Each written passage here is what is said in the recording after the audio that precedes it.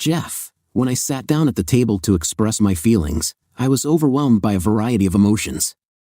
It was hard for me to break up with you, but I want you to know that it's not about pointing fingers or holding a grudge. It's about accepting the changes I've been through and being honest with both of us. Our time spent together was filled with happiness, which I will always cherish. From the very beginning of our joint journey to create a joint future, we have overcome difficulties together and enjoyed success. But in the middle of our daily routine, I somehow lost touch with my own personality. I want you to understand that my decision to take a step back is not a reflection of your value or our connection. It's just the realization that I need to reconnect with myself outside of our relationship. I was so focused on defining myself through our connection that I neglected my own aspirations and passions. I decided to leave you this letter because I believe that honesty is important in any relationship. I can't bear to see the pain in your eyes and hear the pain in your voice when I try to explain my feelings. It would be unfair to both of us to delay the inevitable, and I hope you can find understanding in your heart. I sincerely wish you only happiness and satisfaction in the future. You deserve to be with someone who can love you completely without any reservations or hesitation. I hope that in the future, we will be able to remember the time we spent together with love and gratitude for the lessons and memories we received. Please take care of yourself. Jeff, you will always hold a special place in my heart. I understand that what I'm about to say may seem selfish and hypocritical, but the truth is that it's selfishness that's why I decided to leave. I crave the thrill of a new novel and the excitement of finding a new person, and unfortunately, you can't provide that anymore. You were absolutely charming when you were young, whether it's playing guitar with Buddy in a band, riding your Harley in an elegant leather jacket, your blonde hair blowing in the wind as we danced. You even painted amazing portraits of me and our children. But over time, we began to feel comfortable in our relationship. The performances in the band have decreased, and you have started to devote more time to football. Now, the Harley is gathering dust in the garage, hidden behind children's sports equipment and a minivan. My knees hurt too much to dance like they used to, but your beautiful hair still fascinates me. Where our children have grown up, I no longer feel at home in that minivan that you chose. I want to clarify that I have never cheated on you, and you are still the only man I have ever loved romantically. But I can't deny that I'm attracted to other men. I couldn't bring myself to deceive you by acting surreptitiously, Jeff. My love for you is too strong for that. I believe that we will meet again, but I don't want to talk about it. I've talked to Sam, and he'll take care of our divorce. I completed all the necessary documents, took my clothes and personal belongings, leaving everything else to you. I agreed to share my pension with you and take on half of our debts, except for the mortgage because I think it's fair since I played a role in the occurrence of these debts. Please grieve in private so that we can avoid unnecessary drama at events with children. But I believe in justice, so if you want to answer, I promise to read carefully and respect your thoughts. With love, Ellen.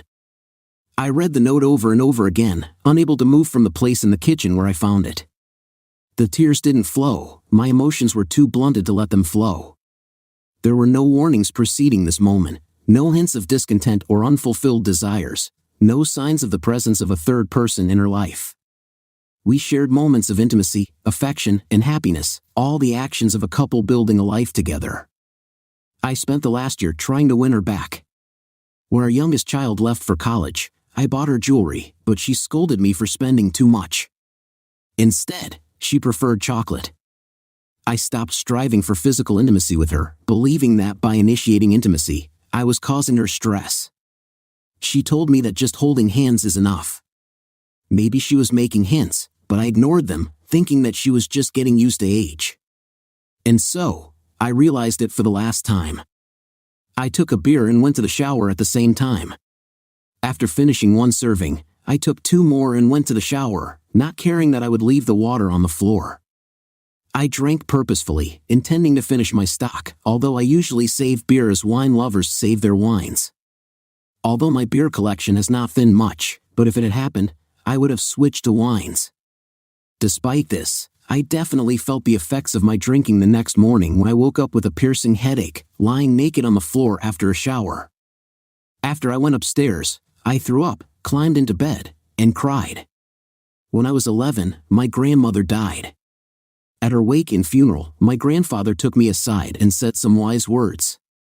He told me that I have 3 days to mourn the loss, and just as God raises the dead in 3 days, I can resurrect my own life. He advised me to cry, scream, vent my frustration. When I got older, he said I could drink, fight, and pray. It is important to allow yourself these actions before moving forward.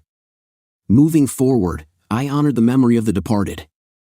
A person does not fixate on the past that he has lost but focuses on the present that he is forming and on the future that he is moving towards. He liked his grandfather's words. After his wife left him, he initially took it as the end of their marriage. He cried, drank a lot, and vented his emotions, smashing furniture and walls with his fists. He screamed, kicked, and drank more than he ate, believing that beer and wine could replace food because they were made from grain, fruit, and water. In his opinion, all his food groups were reduced to 2 bottles. During my summer vacation, she decided to leave. After waiting for the end of the school year, she chose a strategic time. The following Tuesday, I woke up feeling unwell. The first thing I did was call my kids. Ellen had already informed them of her decision, and they were trying to contact me urgently. I was too drunk to answer, but I made sure to let them know that I was okay. After that, I started cleaning the house and assigned a truck to donate to charity. I wasn't going to keep reminders of my failed marriage. I decided to leave only the furniture, which is a family heirloom, to pack photos and albums for the children. The rest of the items, like the silly trinkets, I threw into the trash without hesitation. Spanish ceramics and brass cats from Portugal were of no sentimental value to me. I went to Home Depot and bought floor coverings, carpet paint, and new panels to renovate the house and make it my own. The pink and coral walls and frilly curtains have disappeared. I went to Sam to finalize the divorce papers because everything was indisputable and only one lawyer was involved in the case. The lawyer said that most likely everything would be completed by about the time school starts again. I decided to sell the minivan and switch to a Triumph Spitfire convertible, fulfilling my long-held dream. The car was British racing green with beige leather upholstery and chrome wire wheels. After clearing the garage of unnecessary things, unpacking the Harley was a piece of cake. One of the most important decisions I've ever made was contacting my friend Buddy. This decision changed my life as quickly as my wife's resignation letter. 30 minutes after I told Buddy about my situation, he and our group of friends were at my door. Buddy has been my closest friend since I was a kid. Dear Ellen, you were right. Goodbye, Jeff. I sent her an email, brief, containing everything I needed. I didn't look for her new address, and I didn't want to. There were rumors about her. It was whispered that she had a young man in a fancy car and with gentle manners. They were seen together in coastal clubs and on beaches. I politely declined any news about her life, but in the circle of our mutual friends, these fragments formed the story of a fast and intense romance that lasted from September to June, or maybe even from October to June, or from November to May. Nevertheless, none of this bothered me. I sincerely hoped for her happiness. Following my grandfather's advice to wait 3 days before making a decision, I was happy with who I had turned into. I was too caught up in my current self to dwell on the past, on what we once had. The end of summer became a melancholic reality for teachers like me, but August was full of exciting musical possibilities. This year was the same as all the previous ones. Throughout September, Buddy and I were busy at festivals that took place one after the other. On Labor Day, we performed several times a day. With such a hectic schedule, I didn't have time to check her email response. It wasn't on purpose. I just decided that our conversation should be short and to the point in order to end everything the way she wanted. I was too preoccupied with the events in my life to worry about email. I almost forgot about the problems of my marriage until Sam called and informed me that our divorce was moving fast. It turned out that the clerk familiar with the family court judge was a fan of our group, and by Friday, I would officially become a bachelor after a month and a half of growth and change. Friday was supposed to be my return to bachelor life. We were scheduled to perform at a local art festival and a street fair, and suddenly all the attractive women in revealing outfits were within my reach.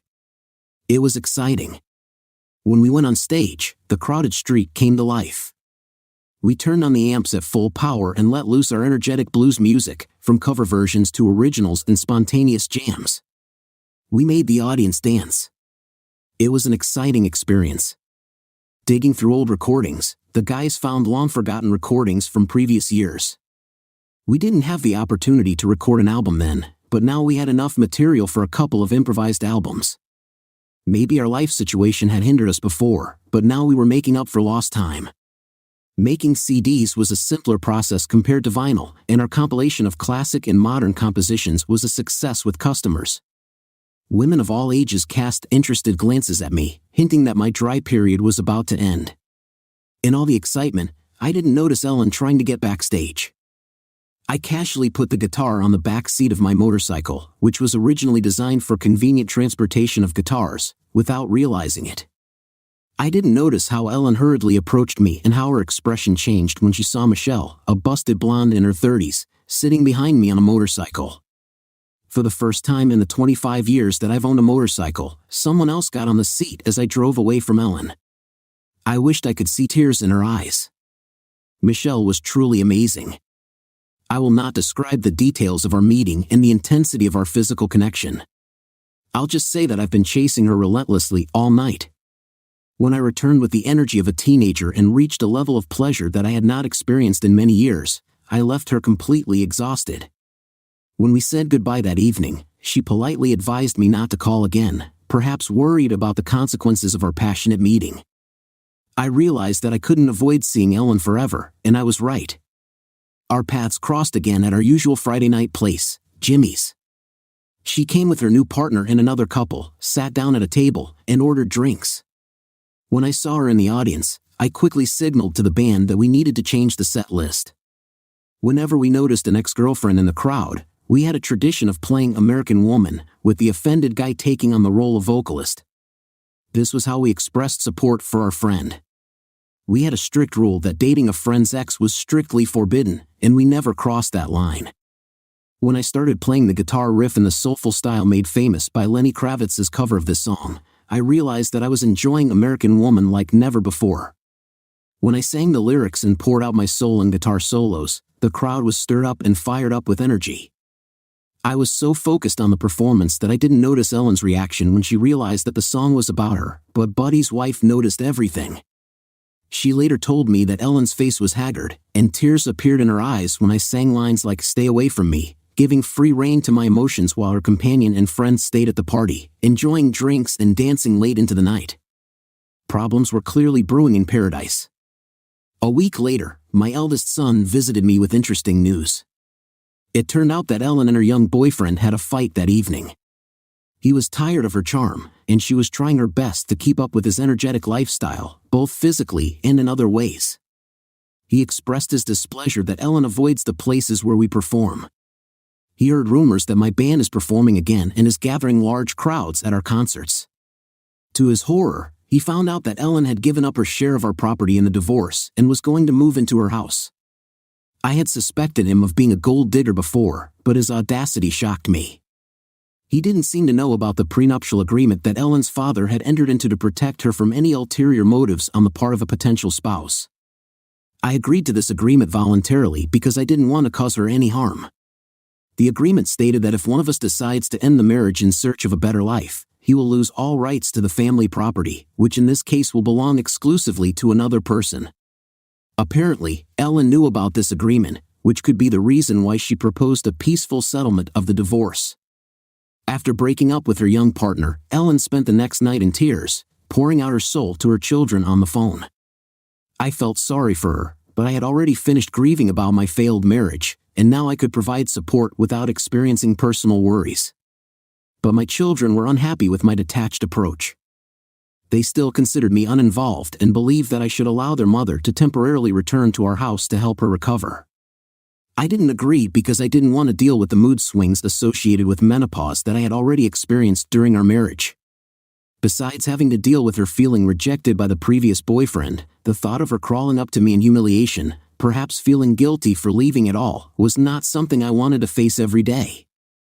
Over time, the children's demands for help became more reasonable, and eventually, I allowed them access to the warehouse, which I rented for our furniture and things too valuable to throw away until Ellen found herself a small apartment. I went so far as to lend them the group's truck to help with the move. With the start of the new school year and the busy schedule of the group, I found that I rarely saw Ellen despite the fact that we both taught in the same area. We worked in different school buildings, which led to infrequent meetings, and when we did cross paths, I hardly paid any attention to her.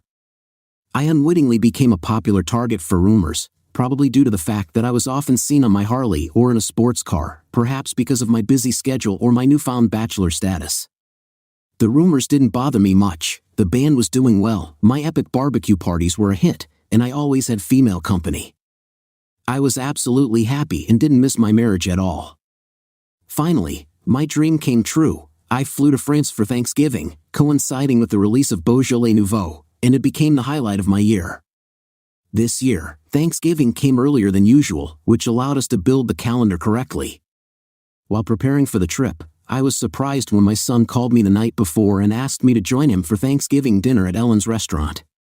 He was disappointed when I told him that I already had plans but quickly switched his attention and suggested spending a family Christmas instead. He and his girlfriend volunteered to cook, and I took over the organization of the holiday. He said that all 3 children will come to the city, and he hopes that they will remember this day especially. I agreed to the Christmas get-together, but on the condition that Ellen would know that she was not allowed to bring a couple, and that I would focus on the children.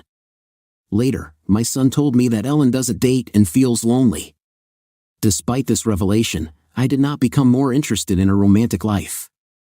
My main task was to have a quiet family meeting without the possible awkwardness associated with a new romantic relationship. I invited them to stay at my house as long as they wanted, wanting all the children to be together and not in a hotel. My son was worried that Ellen might feel left out if she left and everyone else stayed. After thinking about it, I realized that this meeting would be the first time our whole family could be together since the children left. I said, Ellen should be part of the family, invite her to stay too, I told my son, but she'll have to sleep in the guest room because I don't think she should stay in her old room. If you bring guests, they will either have to stay in your room or look for accommodation elsewhere. Thank you very much, it means a lot to all of us, my son replied gratefully. Christmas that year fell on a Saturday, so the celebration began on Thursday evening when everyone arrived. My daughter and her fiancé flew in from Australia, and my son and his girlfriend flew in from Boston, taking my youngest, who went to college there. Ellen arrived about 10 minutes before them, and I noticed that she was sitting in the car and nervously watching everyone gather in the yard, hugging and kissing each other. A feeling of nostalgia came over me for the first time since I came out of 3 days of mourning. When the 6 of them finally entered the house through the front door, they were greeted by a cozy and welcoming atmosphere. It dawned on me that neither my daughter nor my ex-wife had been in the house since I renovated it, so their return was greeted with amazement. I decorated the house with Christmas decorations as we always did. The space was filled with candles, nutcrackers, which were now placed on my new furniture. The Christmas tree, decorated with old holiday decor, stood proudly in its usual place. After a fireplace appeared in the house during the renovation, its warm light complemented the cozy atmosphere. The aroma of mulled wine filled the room, and plates of cookies and fudge were scattered on all surfaces. The table was set with exquisite porcelain that Ellen's grandmother had given her for her wedding many years ago. It was obvious that I had made our house my own, and now it was fully ready to welcome my family. Christmas, despite everything that had happened, there was no denying that they were still my family. Even though the children were already adults, they were still my flesh and blood. They caused a feeling of delight when they explored the house. I redesigned the children's bedrooms to resemble the originals, making small changes. For example, I replaced a bright pink color in my daughter's room with a more subdued pastel. After rearranging the old single beds into cozy double beds, I retained the children's desks and dressers but added new headboards. The spacious guest room was transformed into a studio with a drawing table by the window for drawing and ample space for musical instruments, amplifiers, and recording equipment.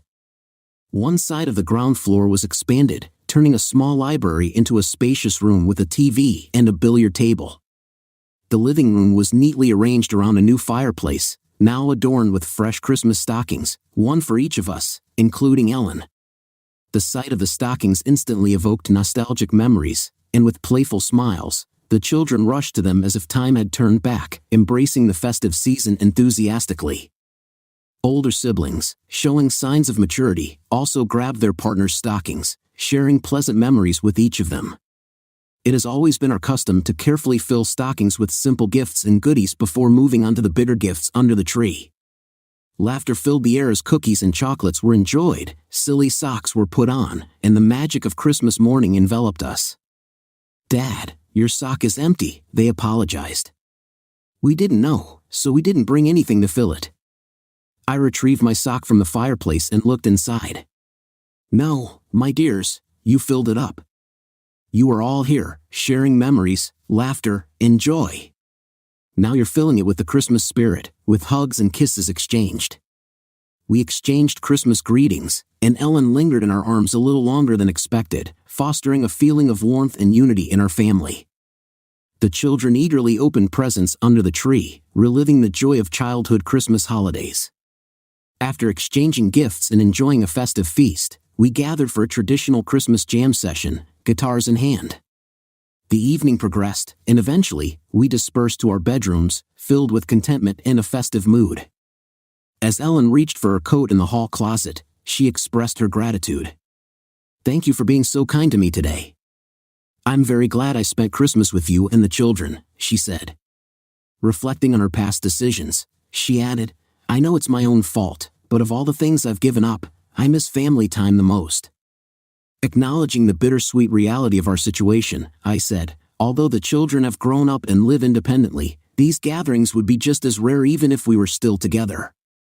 Ellen nodded in understanding. "But I also miss the quality time we spent together. Do you remember when it was just the two of us as a couple? Now I want to apologize to you.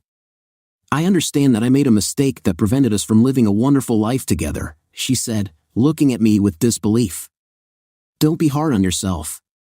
We've always taught our children to chase dreams and seek happiness, and that's exactly what you did.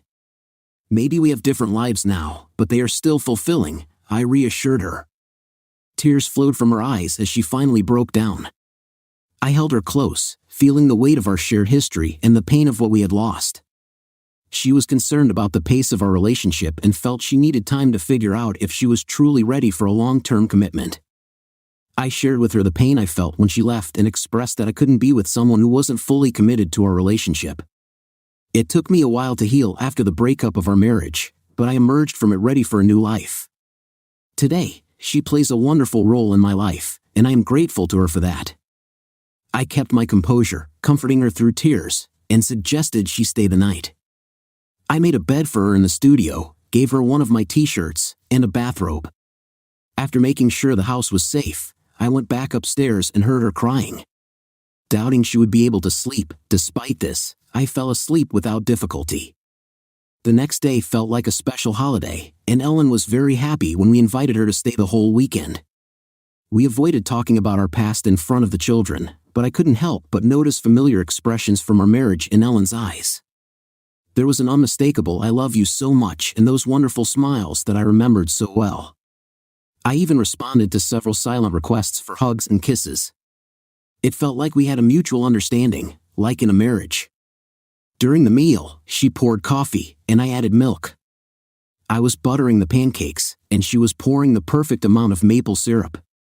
We finished each other's sentences without difficulty. Despite such closeness, we slept in separate rooms when the kids went on a trip, leaving my daughter to explore Boston with the boys and then ski in Vermont. Ellen and I were left alone in our shared home. While she was opening a bottle of wine, I was lighting a fire. We sat together, chatting and laughing, until our conversation turned serious. I made mistakes, behaved stupidly and ugly.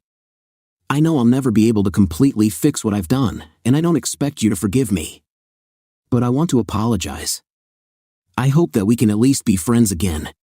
You weren't just a husband to me, you were my best friend, my confidant, my partner. I really miss every part of you, Ellen said tearfully. When I smiled at her, tears began to flow. Ellen spoke with great eloquence about her journey into boredom, admitting that she had unwittingly pushed me away, creating an impassive void from which we both suffered. She spoke in detail about how excited she was to meet a charming young man and how she was tempted to enter into a secret relationship. She admitted that she demonized me to justify her actions, portraying me as a villain while she behaved monstrously. Her story alternated between delight at betrayal and disappointment that I did not fight for her, looked at her indifferently, and let her go. She admitted that she envied my life after I quickly returned to the lifestyle before the relationship, especially when she saw another woman in the back seat of my Harley. Her jealousy turned to anger when she saw me with different women, each of whom, in her opinion, offered something better than what she had. Her emotions hit rock bottom after the divorce when she found out that her young lover had a habit of dating married women until they became lonely and then dumped them. He was happy to spend their husband's money. After his father, a traditionalist who disapproved of his son's habit of having affairs, disowned him and deprived him of trust funds, she struggled to find another man. It seemed that suitable men of her age were either already busy or unwilling to devote themselves to a woman who had cheated on her faithful first husband. Although there were many men willing to buy her a drink, dance with her, or spend the night with her, there were no long-term options. Young people found her attractive for dating because she remained attractive and charming, but they did not want to enter into a long-term relationship with a woman going through menopause because it made it difficult to start a family. I patiently listened to her displeasure until she said everything she wanted to say. Then I poured us both another glass of wine and handed her mine with an encouraging smile. From what you've shared with me, it's evident that you've made some questionable decisions, but you don't owe me anything. Like I said, you got what you wanted, and I loved you enough to let you go. I regret that I could not capture her reaction at that moment. It was obvious that she did not expect that my feelings for her would be the reason for my forgiveness. I quickly forgave you. How could I force you to stay married when you didn't want to be there anymore? I knew I couldn't control or limit you. If I tried to forbid you to do something, you would just do it in secret. Although your note may have seemed harsh at first, looking back, it helped simplify the situation for both of us. We managed to avoid disagreements on property and custody issues since our children have already grown up. I'm grateful to you for that. Although I'm no longer your husband, it may take some time before you begin to perceive me as a close friend or confidant. Trust is something that is difficult for me to handle, but if you are willing to trust my advice, then this is your choice.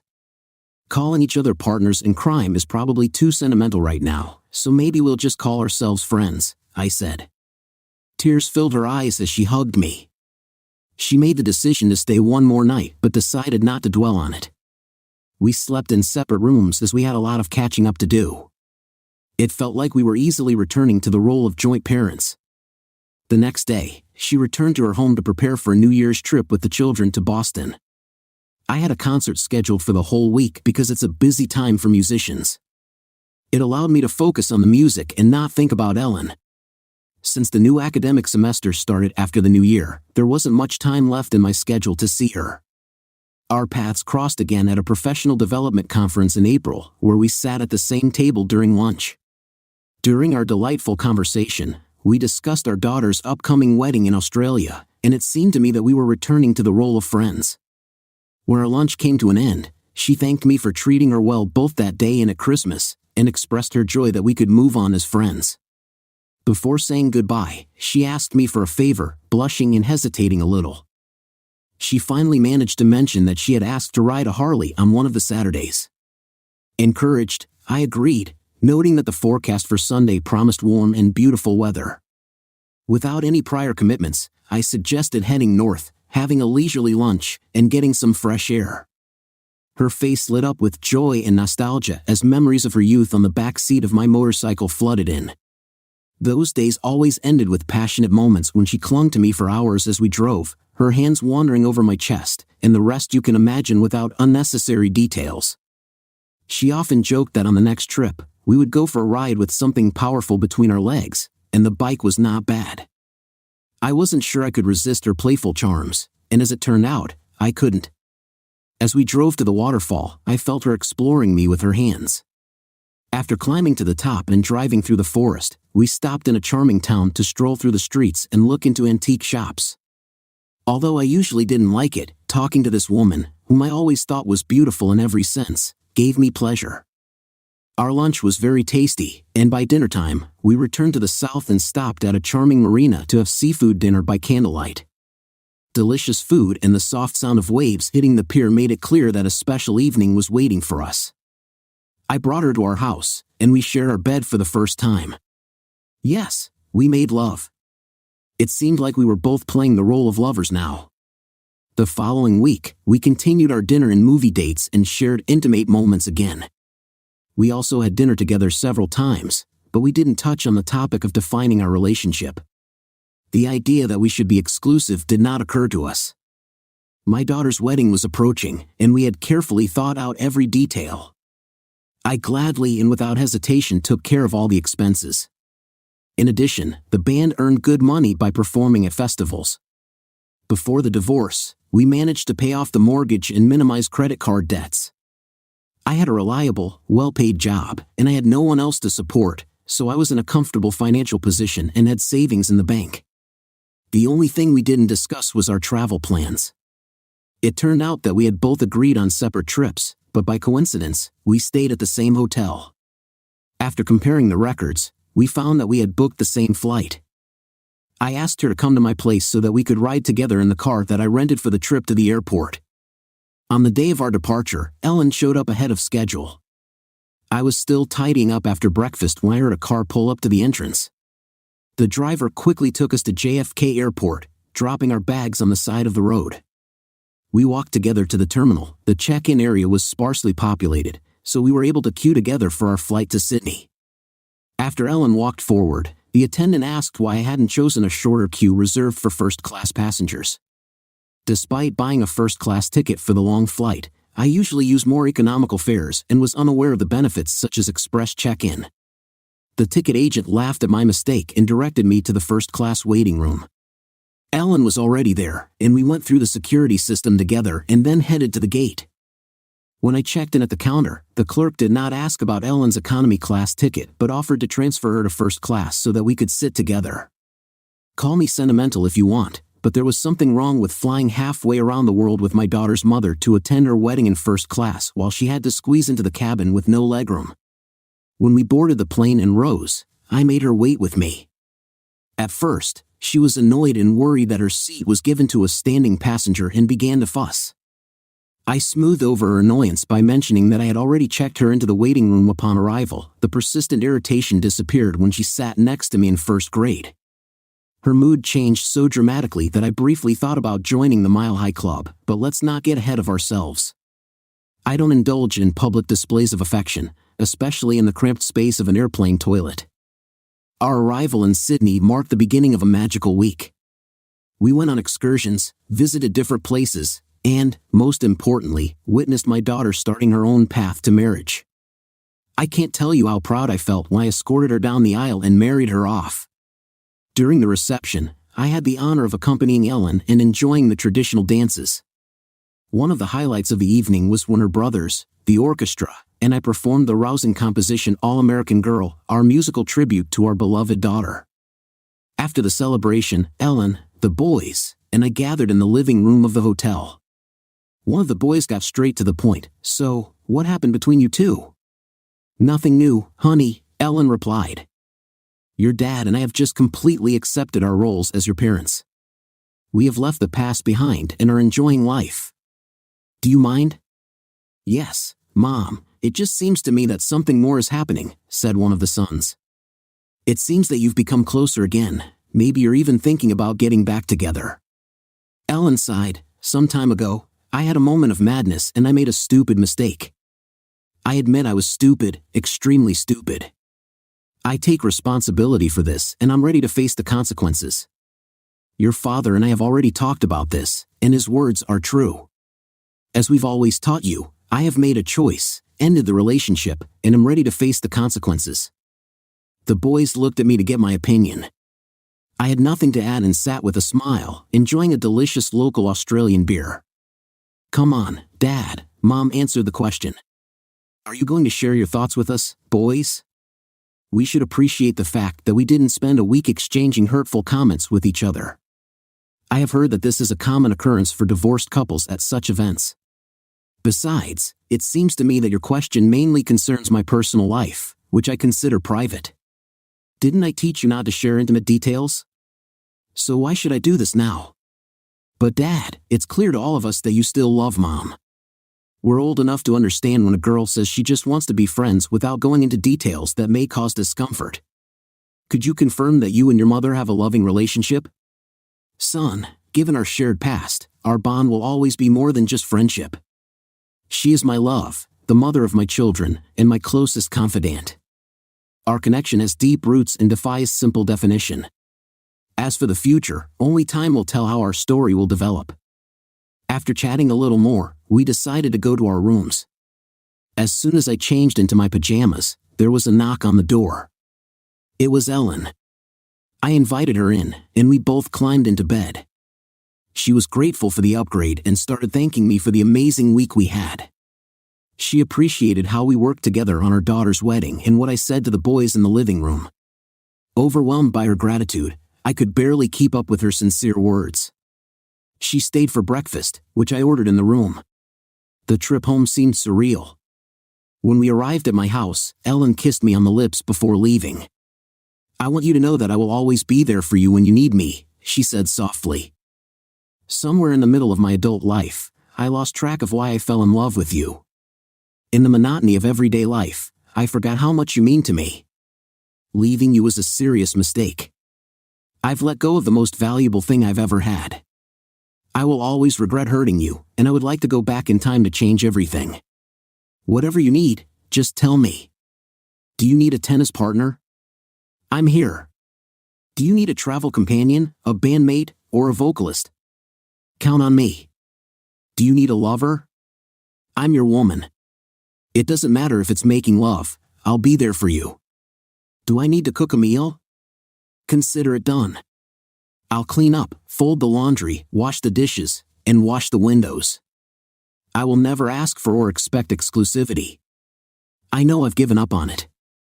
Just know that if you need anything, the answer will always be yes. Do you see me as a friend, girlfriend, lover, or wife? Just tell me. I appreciate you for who you are. You're really amazing, and if you ever decide to dedicate yourself to someone else, I'll be there to remind her how lucky she is to have you and make sure you're happy. Thank you for the kind words, Ellen. I'm grateful that we have reunited and are spending time together. I'm not ready to define our relationship, but I'm glad that I'm on this journey with you, even if it's only part of the time. I have spent my whole life surrounded by women following their desires, from my mom and sister to marrying you right after college. I've always lived in a space where their preferences dictated everything. But now I've come to love my house, where I can choose the colors and the level of clutter. I like to cook food to my liking and have my favorite foods in the fridge. Being in a group brings me joy, and I have found that openness and intimate relationships are good for me. I'm not going to change that anytime soon. Do you remember the note I wrote in response to your letter? You accepted my comments, expressed your gratitude, and said goodbye. You didn't sign it with love. I really meant every word in that note. You were right when you said that we are stagnant and need to change. The words of gratitude and farewell were sincere. Adding any mention of love would be forced and inappropriate. Any other words I might have said might have seemed angry or desperate. I'm not like that. I said what needed to be said, and now it's time to move on. Is there anything else you want to say? Nothing. I've already shown you everything you wanted to see. Yes, you showed me that you care. You've shown me that you still find me attractive and desirable. You have shown your love for me and your devotion to our family. You support me when it comes to our children. You show me a love that goes beyond the love of a casual lover by sharing meals with me and arranging dates together. You respect me and value our relationship so much that you treat me with the utmost generosity. For example, transporting me to first class and without hesitation, paying the expenses for our daughter's wedding. You confess to our sons that I am the love of your life. The only thing that seems to be missing is a more committed role, like the role of a wife. I want you to know that I recognize and respect this, and I will never pressure you on this issue. I offered this commitment from the very beginning, but please know that if you ever decide to ask, my answer will be positive in advance. And I will pray every day for the opportunity to say it. With that, she kissed me goodnight. I've been thinking about her words, but let's face it, I may be in love, but why settle for just one thing? I had everything I could ever dream of, a cozy home, grown-up children, financial stability, an ex-wife still pining for me, a healthy body with a shock of hair, a thriving music career, a motorcycle, and a constant stream of women claiming my attention. Although I cared about Ellen, the idea of living with her in old age did not seem attractive to me at the moment. I may reconsider my views when I turn 60, but for now, I'm happy with my current lifestyle. I've already forgiven her, fixed everything, and my life is back to normal. So I decided to dial the number of the voluptuous blonde who joined me on the Harley after the street festival that marked my first affair after the divorce. She laughed when I asked if she really didn't want to hear from me anymore. After confirming that she didn't mind meeting, she sent me an invitation. When I got onto the Harley to go to her, I knew that one day I would propose to Ellen again, but that day was not today. Story 2.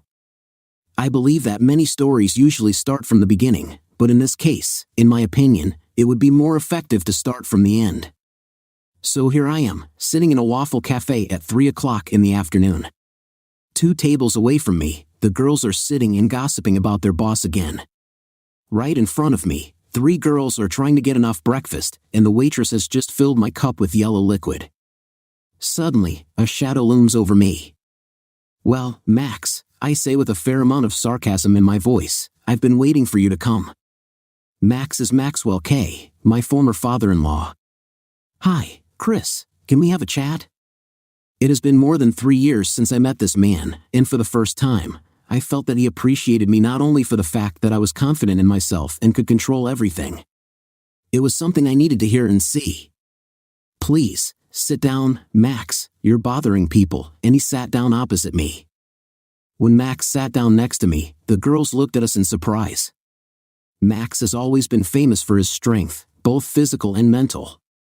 He had the largest warehouse in the area and the only shipping company for miles around. When the local economy collapsed 15 years ago, Max managed to stay afloat, providing jobs and security for many residents of the area. At 6 feet 6 inches tall, he still commanded respect and looked like a man who had won a major role. When Max sat down across from me, I noticed that he looked stern. His unshaven face and dark circles under his eyes were a clear sign that he was having a hard time. Carol's house must have been depressing to him. "Chris, I know it's not easy for you right now, but could you and Kelly forget about this little incident?" At the word incident, my heart started pounding wildly, but I bit my tongue and remained silent. Max was not a man to be trifled with. My palms were wet with sweat as I resisted the temptation to punch the man sitting across from me. It took me a while to pull myself together and suppress the anger bubbling inside me, reminding myself that my goal was not to get into a physical altercation but to come out of it victorious. Gradually calming down, I noticed that the people around us were trying their best to pretend they weren't eavesdropping, but deep down, I knew they couldn't wait to find out the juicy details. So, why not pamper them? I thought. "Okay, Max, which aspect of the situation would you rather I ignore?" I asked in a calm but assertive tone. This was not a one-time event, it's been going on for years, Max, and you know it. Let's be honest, Max, she's been flirting with him for years. If you want to know the whole story, then here it is. I took my cookie and bit into it. From the moment we met and I asked her for her phone number, she started bragging about all the men who showed interest in her. Why, Max? Why did she behave like that? She tried to push you away, Chris, but you overpowered her, and I interrupted him by spreading apple jam on toast. She was testing me to see if I would fight for her, and I foolishly did it. I gave her the attention she craved. I took another bite of the cookie and continued, and then she brought me home to meet her father, and even then, you despised me. You didn't like my political beliefs, you despised my profession, criticized my sense of style, and generally my qualities. At first, it was flattering, but then it became annoying, I added. She was flirting with other men in front of me, Chris, Max said sternly. It was disrespectful. I don't think she realized what she was doing, I said, but it doesn't matter now. The point is, it's over between us. I'm moving on. Max sighed heavily. I'm sorry, Chris. I should have seen the signs earlier. I should have put a stop to it. It's not your fault, Max, I said. You were just trying to protect your daughter. Max nodded. Thank you, Chris. I appreciate your understanding. We sat in silence for a moment, then Max spoke again. You know, Chris, I've always admired you. You're a good man, and I can see that you care about Kelly. I hope you can forgive her for what she's done. I've already forgiven her, Max, I said, but that doesn't mean I have to forget. Trust takes time to rebuild, and I'm not sure if I'll ever be able to trust her again. Max nodded. I understand, Chris. Just know that I'm here for you if you ever need anything. Thank you, Max, I said. I appreciate that. We sat in silence for a moment, then Max stood up. Well, I should get going. Take care, Chris. You too, Max, I said, and tell Kelly I said hi. I will, Max said with a nod, then he turned and walked away. Chris, you overpowered her, and I interrupted him by spreading apple jam on toast. She was testing me to see if I would fight for her, and I foolishly did. I gave her the attention she craved. I took another bite of the cookie and continued. Then she brought me home to meet her father, and even then, you despised me. You didn't like my political beliefs, you despised my profession, criticized my sense of style, and generally, my qualities. At first, I thought you were pretending, but it became clear that you just didn't approve of me. I didn't meet your beloved daughter's standards. I continued to eat, enjoying the delicious jam. Max tried to answer something, unable to refute my arguments. I was aware of my shortcomings, but I was willing to put up with them. I tried to prove to you that I'm a good person, but it didn't work out. Instead of arguing with you, it's better to just accept what you're saying without saying or doing anything. Because of this, there were conflicts between us. You were constantly trying to insult me. Do you remember how you humiliated me? No, you don't remember that. I didn't mind. I just wanted us to remain one. Have you ever thought about her intentions? Have you ever wondered what she was trying to do? After taking a long sip of my drink, I took the opportunity to observe Max closely. He seemed surprised by my reaction. He wanted to see me upset and broken, to save my marriage, begging and crying as a sign of humility. That was his plan. And do you know what happened next? She started spending time with her ex-boyfriends, claiming they were just friends. I raised my hand so that Max wouldn't immediately defend her. I knew that she had never cheated in the past. I assure you, after I chastised Thomas for touching her inappropriately in the bar, everyone insisted that nothing had happened. She was just checking on me, wanting to know if I would be jealous of her past loves. In the end, it led to our breakup, but those 3 months were the best of my life. I finished the cookies and wiped my hands. Max was silent, and I didn't know if he realized that she wasn't as innocent as he thought, or maybe he knew about it all the time, and my position finally worked. Anyway, his silence had an effect. I foolishly let her convince me to come back, thinking that everything would be fine. When she started coming home earlier to spend more time with me, everything seemed to be going well, very well indeed. But then I made the mistake of proposing to her without really understanding why I did it.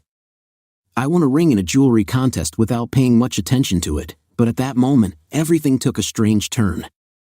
Suddenly, I was surrounded by a crowd of attractive women wherever I went, to work, to the gym, shopping.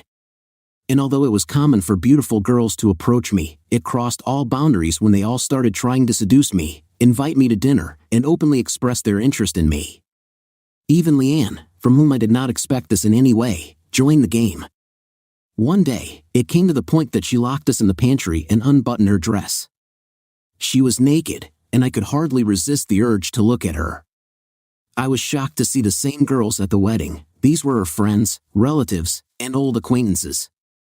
Leanne even apologized, saying they wanted to make sure I wasn't cheating on Kelly. I checked it out, didn't I? But then, on the day of the wedding, I had to go through another ordeal when you handed me the prenuptial agreement. If I let myself cheat on Kelly, I won't get anything. Interestingly, there was no word on what would happen if she cheated on me. I asked about such a scenario, will I be able to walk away unscathed? You asked your lawyer to clarify, if Kelly changes, I will receive $12,000 in my bank account. It's not a bad revelation, is it, Max? I keep my clothes, my car, and a small house that I inherited from my grandparents. And I signed this prenuptial agreement, remember, Max? And do you know what happened last Saturday? First of all, I had to work 8 hours because someone decided to go to an amusement park instead of coming to work. It made my day terrible, but it was just the beginning. And so, I finally came home, Max. I couldn't park my car at the entrance.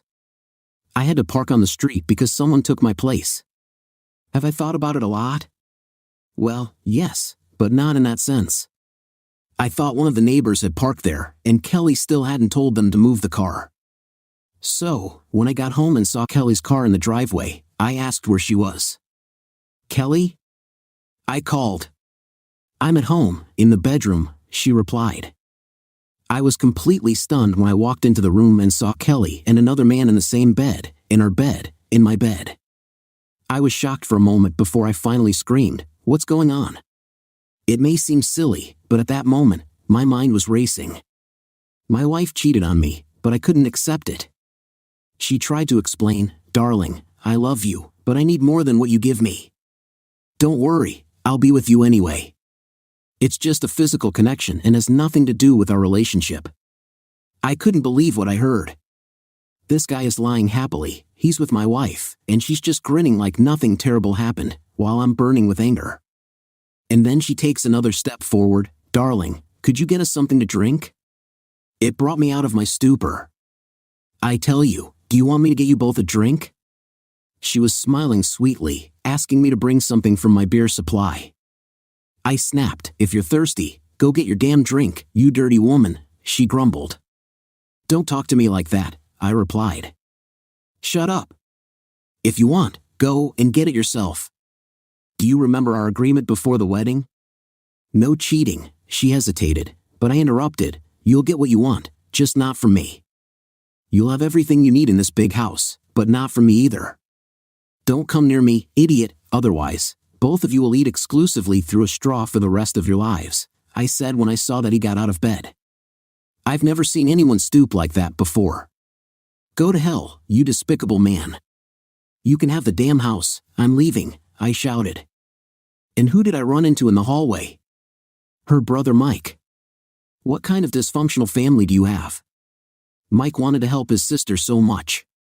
"Calm down, Chris, it's not like you. Why are you even here?" "It doesn't matter, I'm leaving, step aside." When I tried to walk past him, he stupidly grabbed my arm. "You know, Max, I can't stand Mike, so when he touched me, I immediately took action." Did he get the satisfaction he was looking for? One blow was enough. I was tempted to punch him in the jaw, but instead, I hit him in the neck. Believe me, a blow to the throat will knock anyone down.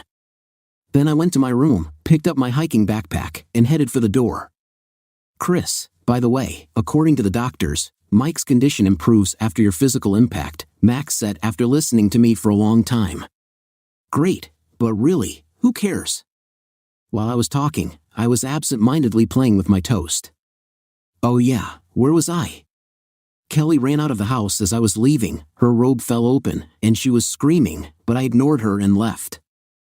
I had nowhere to stay, but fortunately, my old house was vacant after a recent renovation. I have not yet found a tenant who would rent the house.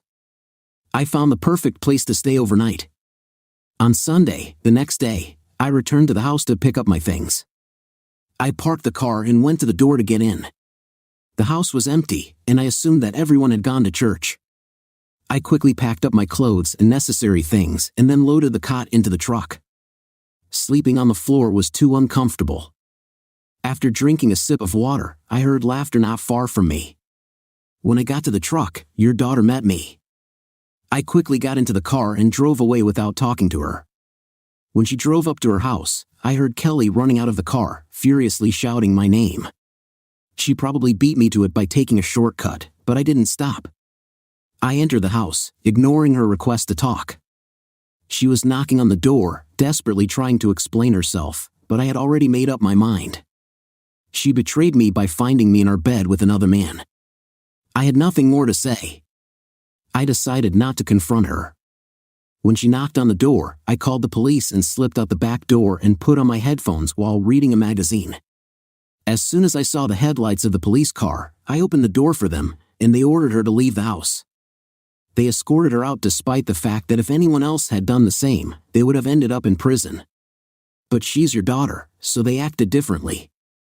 Max awkwardly expressed his gratitude to Hardy when she put a cup of coffee in front of him. It was an unusual environment for him. He was usually in charge, always making decisions, but now I was leading him, holding the rein tightly in my hands. On Monday, I withdrew $122,000 from my bank account and closed all our shared credit cards, although I had never actually used them. I also took the initiative and scheduled an interview at SNK. They've been trying to convince me to expand the company for a long time, but I resisted because Kelly thought it was too risky. But when I approached them, I said to myself, they presented me with a convincing offer, which I eventually accepted. Then I plucked up the courage and informed my boss, Tom, of my decision to leave. He looked genuinely concerned and asked me why. I explained that although he was a great boss, I didn't go to college to become a clerk. I'm sorry that I had to leave you in a difficult situation, but I just found out about my wife's infidelity, and I have to leave. Can you talk to Kelly about this? I really don't want to. Is there any way I can convince you to stay? He asked. I'm sorry, Tom, but I can't be persuaded anymore. Thank you for everything. As I was leaving the office, I noticed that his scheming secretary was talking on the phone, probably sharing what she had accidentally overheard. Determined, I went to meet Mrs. Hines. I heard that you need help with the divorce process. I hope Kelly doesn't get the paperwork at work on Tuesday. As a result, they tried to convince me to talk to her all day yesterday and today after the papers were handed over, but I decided to just leave. I believe your team was following me and noticed my car. Do you think you can intervene in my situation with Kelly? So, Max, would you like to explain that little incident? Was she having fun with someone else in our bed, Max? Why did she betray me? I only had the first option. I had to leave them in our bed. Well, she would have liked that. The increased desire to make love could be satisfied. The second option is to join them. The excitement of the chase is to make her want you so much that she won't be able to resist. But Kelly was never interested in small gestures, work calls, dinners, gifts. She considered them a waste of time and money. I think she could get back at me for something I didn't do. I didn't cheat on her. Maybe she found out about the bachelor party and wanted revenge because I spent the night comforting Stacy and Mike's friends. But why did she cheat on me, and how is she going to fix it? I did my best to satisfy her emotional and physical needs, so why did the betrayal happen? Maybe this is another test to determine my true feelings for her, or did I just want to get money from her to support her edible flower shop? Perhaps she wanted to check if I would find out about her infidelity, if I would react violently, or run away. Mike's presence could have been aimed at preventing me from hurting someone or running away, so that she could eventually express her happiness from our relationship. Now she knows that my love for her is sincere. If all I needed was money, I wouldn't care if she was dating someone else, but I'm not like that. I've never played this game, Max. I've been putting up with your family and all the difficulties associated with it for years, but what did I get in return? Trust? Love? Respect? No. I came home and found that she was trying to manipulate me again, Max. It's time to wake up. Is there anything left that can save our marriage? I know that Kelly really loves you, he almost begged. Does she love me, Max? I'm exhausted, really. The door of the Waffle Cafe opened, and I couldn't take it anymore. I do not know what you have done, Max, to raise your daughter like this, but I can't take it anymore. She will never change. She needs a man who constantly proves that he needs her, and I can't do that anymore. She pushed me to the limit. I loved her, Max, but she ruined everything. I hope you're happy now, I said, getting up. Max didn't budge. When I heard my last words, I saw Kelly standing at the counter. She must have been the last to enter. Our eyes met, and I saw tears in her eyes, a tremor in her chin, but I didn't feel anything. I left a $20 bill on the table, put on my jacket, and went out.